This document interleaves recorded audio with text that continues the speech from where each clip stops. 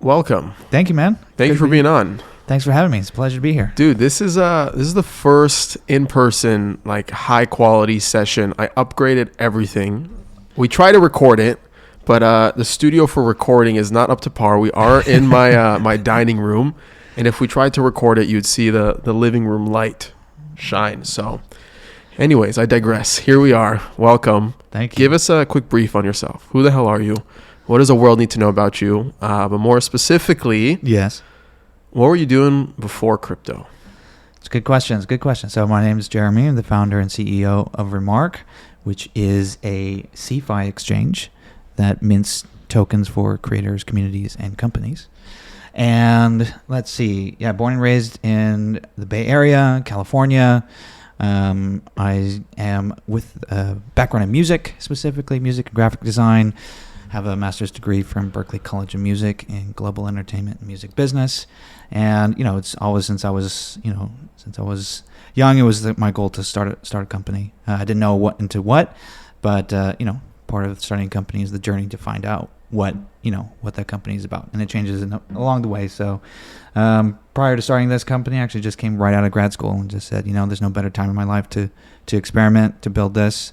Just dove straight in. I did work in for 5 years at a live venue before that. Oh, okay. Why'd you want to start a company so bad? It kind of runs in my family. Okay. Both my parents were entrepreneurs. They're both fashion designers. So they had a company. My grandparents had companies, all that sort of stuff. So it's kind of built into our DNA as the Vaughns, if you will, to start companies. So is there a family business? There is not a family business anymore. Okay. But there was? There was okay. When my parents were in their 20s. Okay. So got it. So when you say fashion, like what kind of fashion? Like streetwear? Like suits and dresses. Suits, and, okay. Yeah, that kind of stuff. They had a shop down here in LA. Okay. But now my dad works for a company called Marmot. Marmot, okay. Designer there. Cool. So when you tell them that you work in crypto, how do they understand that? Do they understand that? Yeah, definitely. Parents are very supportive, helping me through this journey and building the company. And they've been learning along with me. So I always share with them what I'm working on. And, they're right there with it. They're excited about it. It's been part of the journey also is to make sure that what we're talking about is understandable to everybody, kind of making it part of our vision is to bring crypto and what we're working on to as many people as possible. So it's always great to stress test that description with the people around you, make sure that they at least understand it first. Yeah. Damn. So how did you actually get your start in crypto? Like, was it like through an asset that you bought? Was it research? Like, everybody has their own unique entry point. What's yours? Mine was, I was familiar with blockchain for a while, not so much on the crypto side, thinking about it from a data management side. So a lot of what we do stems from data, first-party data. So that's how I was thinking about it originally. And then I had an opportunity last year, beginning of 2021, to do a hackathon called the ETH Global NFT Hackathon. The team that I was with ended up winning a prize from Circle for our project, which was super exciting and kind of gave us, myself and the rest of my team, the confidence to be like, all right, blockchain and crypto is not that scary, right? We can make something cool here. So that was kind of the first foray into actually building something. Of course, I had my Coinbase account and dabbled in it a little bit before that, but that was sort of the unlock of it's not so scary. I think we can build something pretty cool here. Was that your first hackathon? That was also my first hackathon. And you won a prize from Circle. Yeah. What was the prize? I was just some cash. Okay. Not super exciting, but it was more of the experience of being recognized for our ideas that was more important than the actual winnings. But. Yeah. Okay, so Remark, yes. Equals social tokens in the grand scheme of things. Mm-hmm. What are you guys building at Remark? So like my intro, I said we're building a CeFi exchange, and basically CeFi is like DeFi. It stands for centralized finance. So we're kind of bringing the best of both worlds of your DeFi, decentralized finance elements when it comes to the trading and the crypto assets, but then bringing, Web 2 kind of usability to the platform. So you can log in with email address, password, that sort of stuff. We are a custodial exchange, so we provide wallets for our users, that type of stuff. I almost like to call it sometimes Web 2.5 that there's a little bit of best of both worlds. So yeah, we're really building this crypto exchange. We are actually thinking of our tokens. Yeah, they are technically social tokens in that space, or brand tokens. We actually like to call them ESG tokens, which we could get into a little bit later. But they're basically tokens for creators, communities, and companies. We do focus on those that have a business unit that goes along with it. They've got a team, they've got a marketing budget. That's really key to our business model. It's less about, of course, community is super important, but it's more about customers, if you will, kind of that differentiation where the token can actually be used to drive business more than just, fan engagement and that type of stuff. One of the things that I always make sure that the team is focused on is like the things that we're innovating, they should be things that you couldn't have done with Web 2. Right? Actually using the technology to do something new rather than just bringing an existing system into Web3. So what are some things that you can't do in Web 2 that you can do in Web 3? Very, very dumbed down, stupid question, but just to kind of carry the same thought. Some things would be, let's just say you're an emerging brand. Okay. You can't go public on the stock market. Right. So you can't necessarily, the only way at this point to previous to Web3 to get investment from your communities, maybe like a crowdfunding thing, or you're selling equity, but that's not really liquid, right? Because when you buy and sell equity, the only way you can cash that out is if there's somebody who acquires the company, or if you go public, which is hard for smaller brands and certainly for artists. So that's sort of one thing, is the community angle to investment is one thing. And then, we focus ourselves as a finance platform more than like a social network or a fan engagement thing. So all the examples kind of come around finance. Yeah. The way I like to think about it is it's a financialization of everything, of everything digital. It's being able to actually provably own and verifiably own X, whatever it is that's digital. Like yourself, you clearly have an interest in creator economy. You have an interest in brands being tokenized, which I think is a really up and coming niche that has yet to be fully explored. We see other platforms kind of experiment with tokenizing people or tokenizing brands, quote unquote, but nothing at scale just yet. And that's really found like product market fit, in my opinion. I think people still have like their questions and their uncertainties around what a social token is, but one of the reasons why I wanted to bring you on is because you introduced like a new light to it, right? Primarily by coining it as an ESG token. So for starters, what does ESG stand for? Okay. Why is it different than a social token? Is it different than a social token? Just take it from there. Yeah, so ESG comes from the world of stocks. So it's an acronym that stands for environmental, social, and corporate governance. So it's really a way for companies to, put a value upon their intangible assets. And it's usually used as a way of evaluating stocks, whether they're, impact driven or, good for the environment, or they have sustainable practices and that type of stuff. At this point, it's a little bit of an unregulated space. There are, a number of companies in that sector of stock ratings, ESG ratings, that kind of come up with their own metrics. And it's really advantageous for a lot of, large Fortune 500 companies to have higher ratings, because then they can be put into, better sustainable funds, and it has a meaningful impact on their stock price. So one of the reasons why this is really important for us, and we chose to go with this branding, is again, to move a little bit away from the monetizing celebrity or monetizing the individual, and make it a little bit more brand or company focused. And also, if you dig a little bit deeper into the definition of ESG, it's really about evaluating those intangible assets. And that's really kind of what these social tokens or brand tokens are. They're a monetary value of the intangible assets of an artist or creator in sort of our traditional thinking about it, right? You're not necessarily putting your income as part of it. There's not necessarily property backing it, right? It's just the tokens or the US dollars or euros, whatever the currency is, that backs the value of these, smart contracts on blockchain.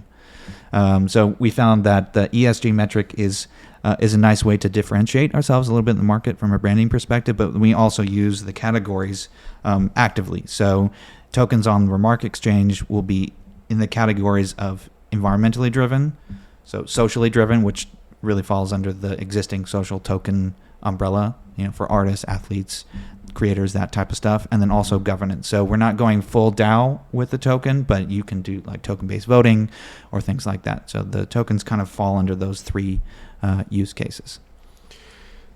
So why call it, again, like ESG over a social token? And when you call it an ESG token, who does that cater to? Like what type of investor? Do consumers understand ESG factors, or is that more tailored towards like traditional funds, hedge funds, for example, that see this as maybe an alternative asset, for example? Like how do you think about that? Yeah, there is a specific ESG target, and we're working on developing that as well. But I think that's more of what we use as like a technical definition rather than necessarily what's over on the website or when fans are talking about it or engaging with their specific token that they want to, right? So let's just say, okay, the first token that we're going to be launching on the platform is from a Grammy-nominated artist, Masego. He's really into crypto. He's really knowledgeable about the space, but we're not going to be referring to his token in the marketing materials as the Masego ESG token, right? It's more of like a technical definition of how we define what our platform does more than how we sell the product or encourage our customers, users, communities to sell the product. So his will just be Sego coin. So that type of stuff. Got it. So when you present this in marketing materials, okay, you don't use the ESG, term. You use his name, like you said. Yeah. But then again, why call it ESG over social token? Like I'm waiting for like the aha moment kind of thing, right? Like I understand companies on the stock market using, like, people basically create metrics using their ESG factors, right? Sure. On how they're kind of like treating the climate, right? How are they like thinking about their social impact, all these other things. And they use that as a metric to kind of further evaluate the value of a stock, right? Rather than using that entire metric to kind of value the entire company, for example, right? Which what I'm understanding is like this ESG factor is used as another metric to kind of evaluate a brand, an artist, versus actually valuing them entirely by their public price. Yeah. Right? Is that how you're thinking about it? Yeah, absolutely. I think we're thinking about the tokens as not necessarily, I don't want the value of an individual, especially as an individual, to live and die by their token price, right? It's certainly a aspect of their business, and it is a way of evaluating them compared to their peers, right? Okay. That's usually what these metrics are for, so you can kind of create a standard and a rating system. But I think the key piece is that it's not a evaluation of social or celebrity, which I think there's a existing understanding of that's what social tokens are, right? And we have a broader mission than just celebrity and social. There are definitely musicians going to be and creators on our platform, but we're also talking to brands and other types of companies and communities. So we wanted to have a broader definition of the tokens that we're providing. So for example, if you're working with an e-commerce brand, right, you don't necessarily want to think of that as a social token, right? Maybe it's more of a brand token, or maybe it's driving, it's might be driving sales impact for them. So it's not necessarily about fan engagement for when it comes to a brand. So the goal was to really find a more all-encompassing angle, and why we picked ESG is because it has the ability to put a value on the intangible assets of a brand, and that's what it's used for. But we also say there's an opportunity to make the term ESG more action-based, more impact-based. Right now, it's more of like a passive rating of things they're doing. But what we're getting into is like, can you actually use the tokens to drive change? Maybe you do a payout of tokens for hitting certain metrics or things like that. So actually making the ESG acronym a little bit more action-based. Yeah. For the longest time, even in the beginning of season 1 of Mint, I always saw social tokens as like this... What's the TV show? Black Mirror, yeah. Right? This like type of Black Mirror scenario where there's going to be a human stock market, right? And everybody's going to be betting on everyone, and like your social clout is now based on your financial clout, right? And your worth is determined by your publicly traded price. And by introducing the ESG element, it actually really eases that narrative and just makes it another thing that people look at. For example, beyond your social media following, beyond your engagement rate, all these other external metrics, the ESG factor is just an additional metric as well, rather the entire pie of like who you are. Like when BitClout came out, for example, that was like the epitome of a human stock market, Exactly. right? By brute force. So I like it has a better marketing play, in my opinion. So when you think about where we are right now in music, okay? Yeah. Why do musicians and artists need ESG tokens, for example? Like what is that thing? What's the purpose for launching one, for building a community around one? How do you guys look at that internally? So we look at that as a little bit of a roundabout way, but we look at it from starting with data, right? Okay. As a musician, as an artist, for the most part, you don't know who your customers are, which is something interesting to think about, right? As Nike, for example, you know exactly who your customers are, who's buying from you. As a musician, your biggest point of sale is like Spotify, for example, or Apple Music, right? And Apple Music and Spotify don't share the individual customer data with you. So the only way you get to know your customers are on social media, but there's also a limit to what information social media shares with you. So the idea of the social token is to find that one place where your fan base can coalesce from multiple platforms, and to use the token to drive business directly, or and to invest in the future of the artist. Of course, that is definitely part of it. But for example, if you're doing ticket sales, right? Maybe one of the things that my favorite example when it comes to using these tokens for business is like a cashback. Right. So it's not necessarily, you can do gated access, but you could also do, hey, maybe my ticket's $50. Yeah. But I'm going to do a premium ticket that's for $65, and the fan ends up buying $15 worth of their, that artist token along the way. So really using it to consolidate audience across platforms, really understand who your best fans are, because we have a number of tools that help the fans, promote and share the content of that artist that they believe in and be rewarded for it. So consolidating that, using the data, building a bigger, better data model for the artists and their business teams to be able to utilize in their sales process. And then also, of course, using it then in step 2 to actually drive sales and incentivize, fans to engage with the business side of the artist, outside of just streaming or, watching a video on YouTube. Why don't you think Spotify provides this data to their artists? That's Shopify. Didn't say that. That's Spotify's moat. That's their value. Right, because if they give you that data, then you can just take that data and leverage it and take traction off their platform, I guess. Similar thing with like TikTok, right? Videos on TikTok perform worse if they're directing you to an external site. Right. So all these platforms, it's about keeping you within their ecosystem for as long as possible. And if they're providing you information that allows you to go without their ecosystem, then there's less of a value that they have to control of the relationship. How do you build that similar moat in Web3 and in decentralized products, for example? For example, what we've done is that the social tokens on our platform are only tradable within our platform. So and again, this kind of goes back to the CeFi element a little bit, in that of course, when it comes to the blockchain part, we run on Solana. So it is a little bit, again, a more centralized blockchain, as some people argue. But that part of it is decentralized, right? It has the crypto aspects to it. But the actual trading happens only in our platform. Now we do have a platform token called RIC, which the future goal is to have tradable in other places. But one of the ways that we can build value, we can build that moat, is to have the best artists, have the best brands, have the best creators and communities in our exchange. And that's how we can build value. And because there is a corporate team behind Remark, that's what we can work towards and strive for. So can they take that? Okay, let me backtrack. So from what I'm understanding, that their token, the creator coin, the ESG social token, however you want to call it,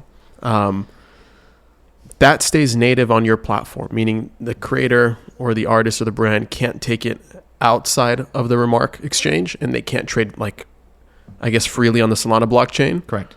Okay.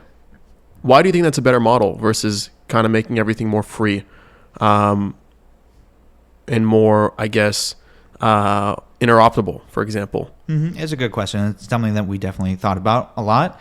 And it comes down to the process of launching a token and the liquidity required to do that.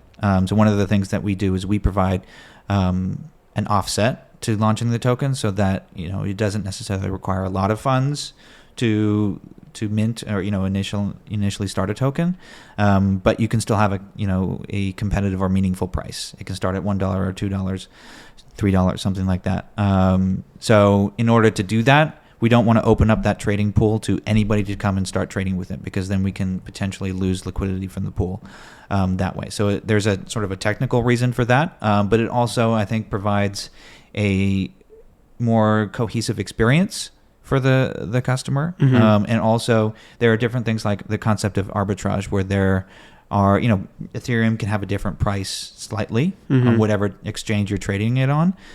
So there is an ability to have slightly different values of a cryptocurrency wherever you're trading it. So when we're talking about valuing a brand or a creator, we think it's important to have one source of truth when it comes to price and one source of truth when it comes to value, because one of our missions and incentives as a company is to be a trusted third party when it comes to regulators, when it comes to customers, when it comes to our clients as well. So that we want to make sure that people who are engaging with our products know exactly what they're getting. And it's not that we're trying to say that you can't use the token anywhere else. There are some things that we've been thinking about with NFTs maybe in the future, where that token experience can allow you to get into other platforms. But for the moment, in starting these tokens, keeping them within our ecosystem is what we've chosen as the strategy. What's up, guys? Adam Levy here. Sorry for the quick pause. I wanted to give some love to our 2 NFT sponsors that are making this episode a reality. They are Coinvise and Polygon Studios. On Coinvise, you can create a personal or community-owned social token on Ethereum or Polygon. Coinvise also helps you create incentives through token rewards and bounties, NFT business models, and bot integrations for Discord. Discover more today by visiting coinvise.co. Polygon Studios is the gaming and NFT arm of Polygon, who's focused on growing the blockchain gaming and NFT industry while bridging the gap between Web 2 and Web 3 gaming. The Polygon Studios ecosystem comprises highly loved blockchain games like OpenSea, Upshot, Avagachi, Zedrun, Skyweaver, Decentraland, and Decentral Games. If you're a gamer, builder, or NFT creator looking to join the Polygon Studios ecosystem, get started today by visiting polygonstudios.com. All right, back to the episode. How do you think about when DeFi products get more evolved and more advanced and creators want to start implementing DeFi into their communities, right? From either lending and like peer-to-peer lending and borrowing, staking, etc. Like, how would that translate on your platform, for example? Because like they could also technically create their own moat of liquidity, right? With the right level of expertise, with the right level of subject knowledge, right? Which I think is actually very much of a value add for creators who just want to focus on creating and they're not as advanced, right? When it comes to that, having that crazy team behind them that have DeFi experience, crypto experience, whatever.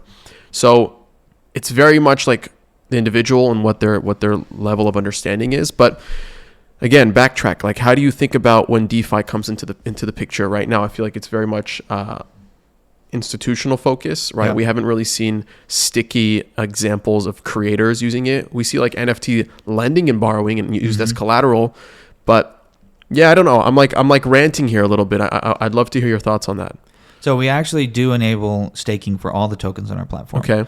And this is, I think it's a great way to be able to earn passive income as a fan, be able to continue to support your artist or brand. So it's like when they stake, they get the Remark token? They get an additional amount of that artist or creator's token. Got it. Okay. So basically, just to get into the tokenomics just a tiny bit, we have, their tokens are uncapped, but there is an initial supply of 10 million.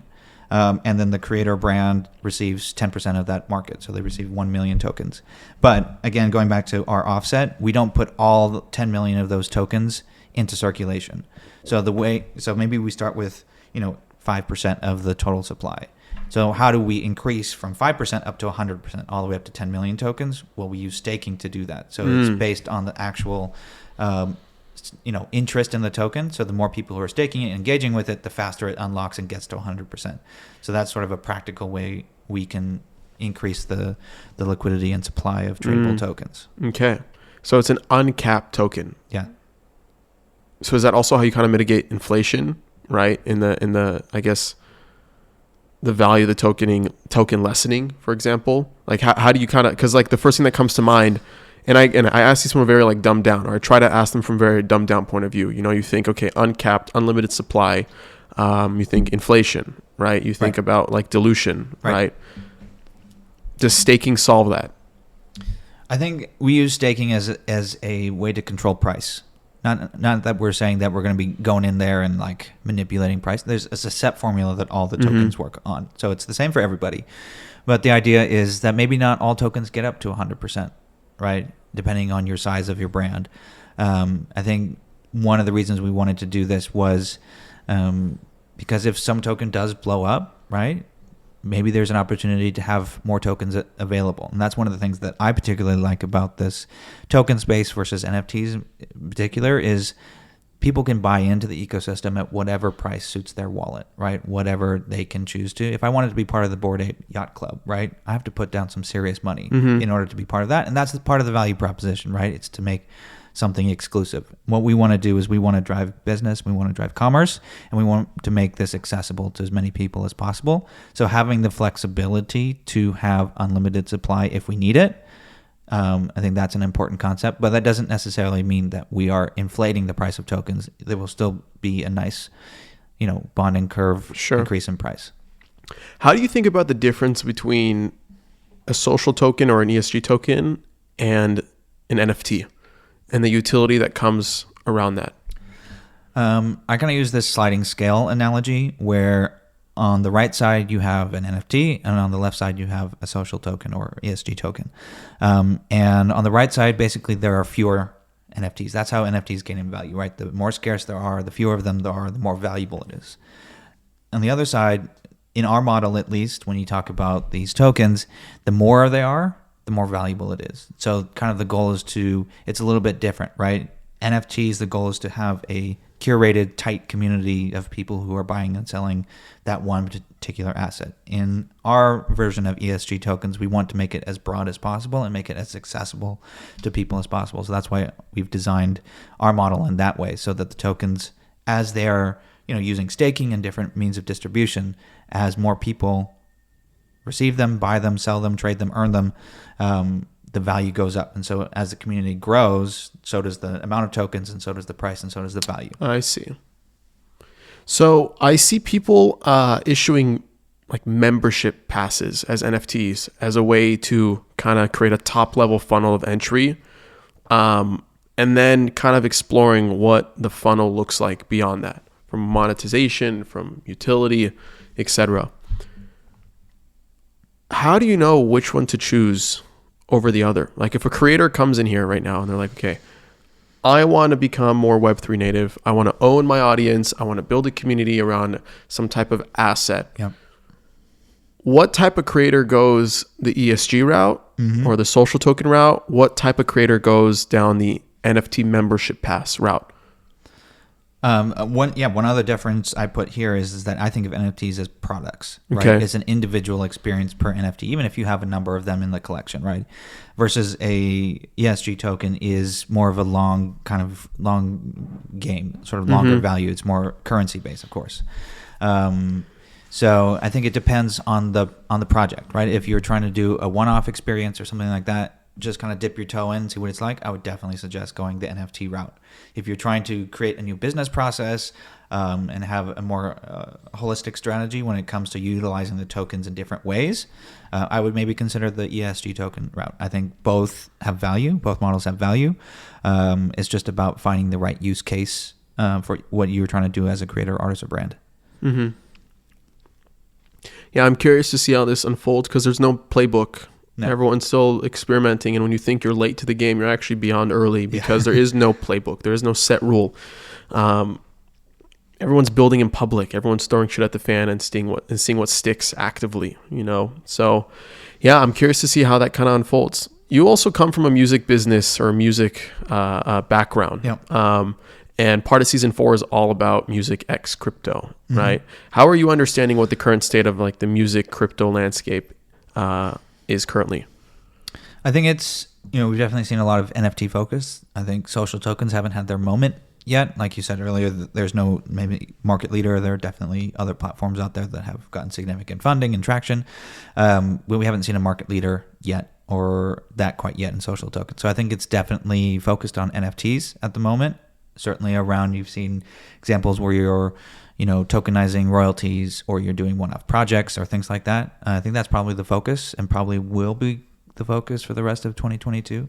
So I think that's where we've seen, in at least my research opinion, seen the most use cases for artists getting into crypto and Web3 sort of stuff. And maybe I think it's also around fan engagement. That's been sort of the main use case. Buy an NFT, get access to this, or own part of my future success through royalties or things like that. Those have been. What have you seen has been interesting or successful or not? Yeah. Finally, somebody asks me a question. Jeez, I feel like I'm always asking the questions. Nice. So what have I seen be successful so far? In music and music crypto, yeah. The best use case to date, the best success story, and I say this with a grain of salt because it's still fresh, right? It's still new. But what we've seen so far is someone like Daniel Allen, who's building, who's an independent artist, okay, super talented, really started producing music, I guess, full time. And don't take my word for that 100%. I don't want to butcher his story, but really got more active in music and producing music during COVID, to which he started publishing just tracks continuously on Spotify, built some type of an audience, and then later crowdfunded an EP, where he's like, I'm going to tokenize my artist share of all the songs that I want to produce, and respectively give 50% of that to everybody who supports this crowdfund to bring the EP to life, which is a questionable model, right? Sure. But ended up being really successful. Okay.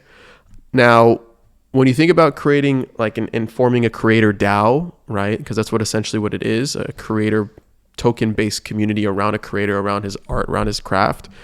You have to think, okay, how do they actually derive value back to their token holders? Right. Now that everybody kind of pitched in money, and he raised almost $200,000 in 48 hours. Wow, nice. Because they were excited about this aspect of getting ownership in his artist share of an EP, super cool. Mm-hmm.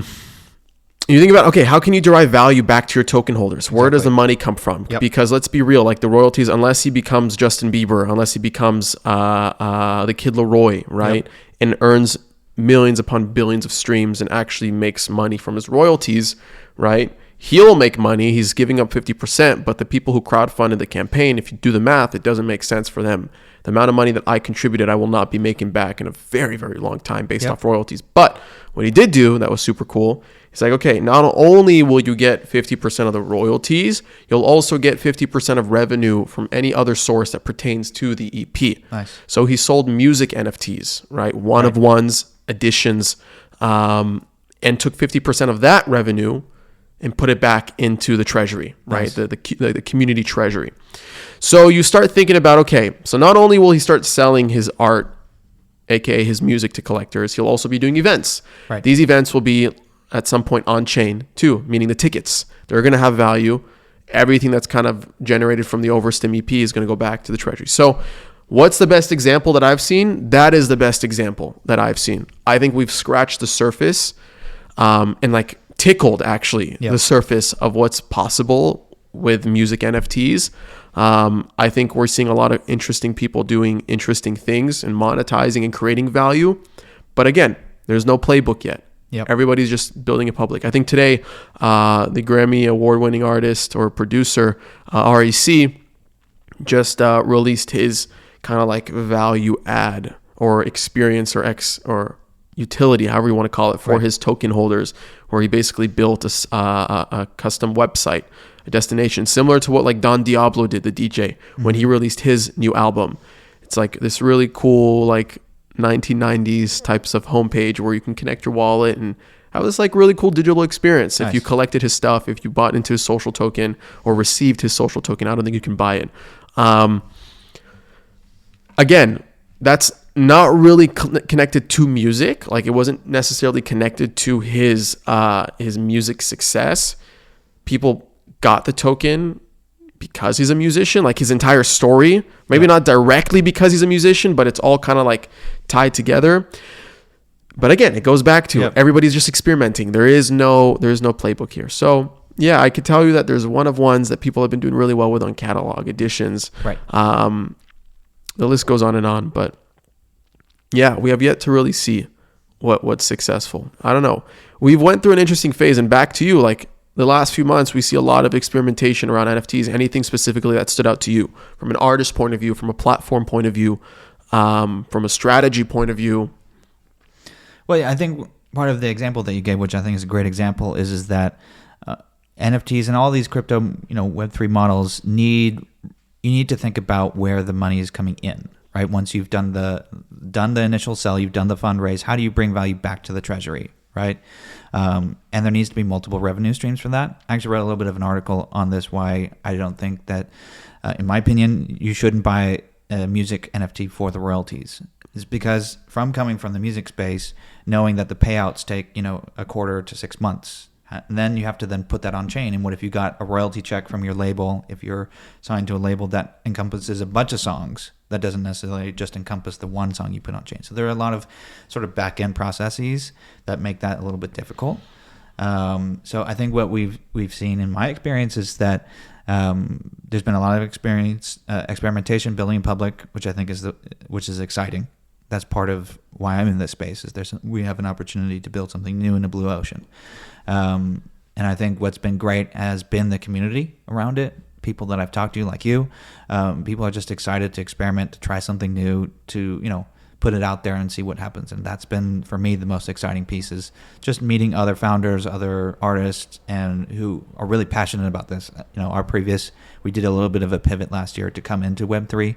We were working on email marketing and advertising for Instagram and text messaging. While important, nobody was really getting excited about that. You know what I mean, right? So that has been, for me, the most exciting thing, is how once you are, you've done some of your own research, you get excited about the space, what can potentially happen in the future, and the conversations that come from that, like this one.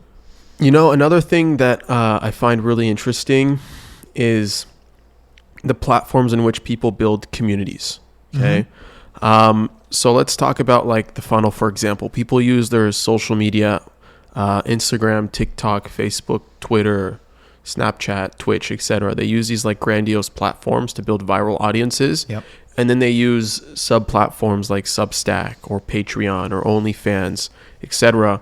to basically monetize that audience. Yep. Right? They're quote unquote 1,000 true fans, 100 true fans. Everybody has their own phrase around it. Okay. Yeah. But when you talk about like creative entrepreneurship, you talk about creators and how they're using, Web2 platforms to build a life, how they monetize. Yep. One thing that I'm excited about is their introduction into Web3 through social tokens, through NFTs, through DAOs. A lot of the premise of why Mint was started was to create more conversations as to how creators can use these primitives to build a community, to monetize that community, and to scale that community.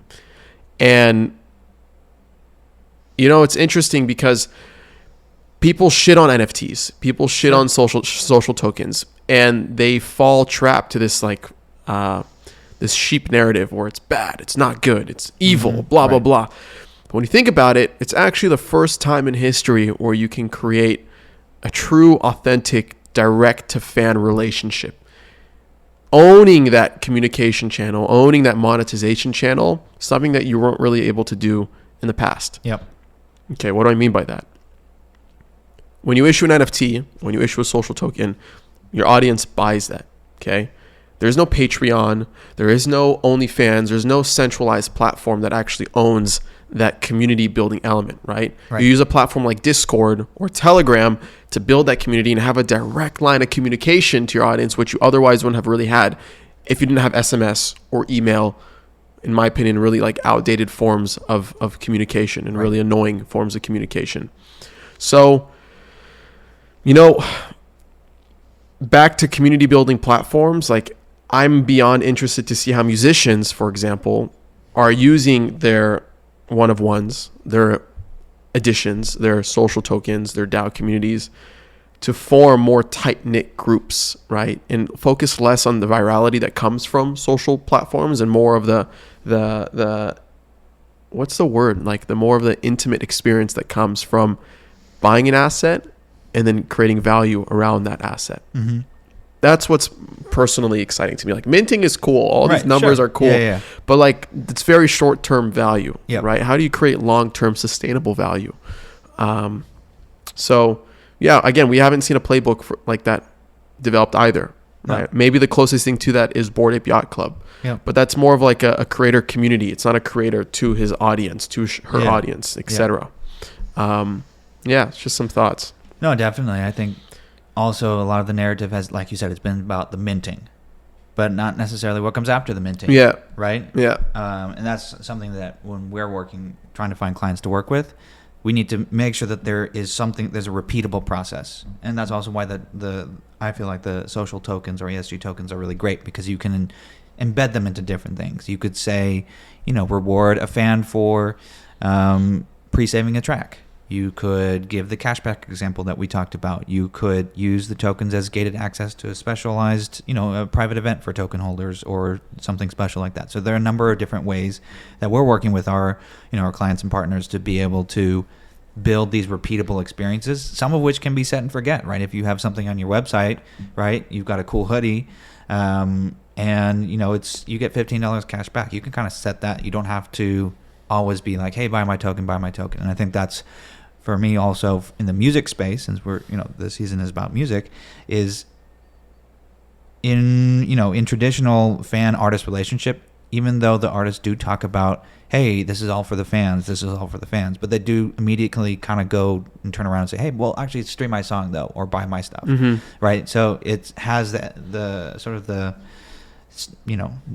notion or impression of being a two-way street, but it's not really, right? Mm-hmm. There's selling to a customer base and the customers are buying or engaging with their products. But what Web3 allows us to do is actually allow the artist to reward their fan with an appreciable asset. Say, hey, I appreciate you sharing my music to your fan base, to your community, engaging with this, and I want you to be able to grow along with me in my future success, and kind of, almost make a digital Web3 street team for artists, where they, everybody can participate and gets rewarded for engaging and building the community.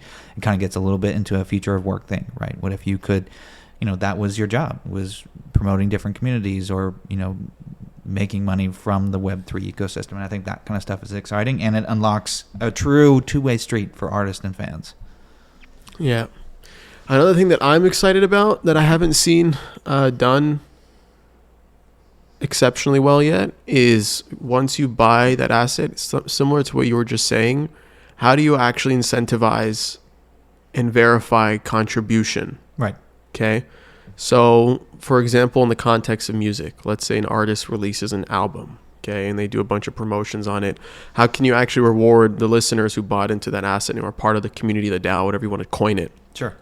How do you incentivize them to promote and then exchange reward, right? Where, okay, sure, the asset itself might appreciate that initially got him into the door, but how can you add tiers of monetization and tiers of rewards and verify contribution and build reputation and do this all digitally, right? Yep. In a very like sustainable, long-term kind of like, yeah, I guess what I'm trying to say is, there's so much room. Yeah. There's so many things to do. There's so much room to experiment. There's so much room to build. And no creator is doing it right just yet. What else are you seeing? What else are you excited about? It's the start of 2022. We're in February. It's February 10th right now. Yeah. What else are you looking at beyond, I guess, where we are today? Well, I actually wanted to touch on that last point that you just said, which is something I'm also excited about, which is, bringing back to Remark for a second, is that is one thing that we've built into our platform, is building the tools for the, the creative communities or companies to be able to engage and reward their, stakeholders. So that is, we call our peer-to-peer ads or rewards model. And basically the idea is that we reward fans, customers, stakeholders for taking different actions. So let's say that could be, buying a product, or it could be engaging with a brand campaign. And instead of, in traditional social media advertising, the payout is for impressions, right? But we said, let's move that payout from impressions to actually actions. So, okay, let's just do an example real quick. So I'm an artist. I put out a new music video, right? And I'm going to post it on socials and that sort of stuff.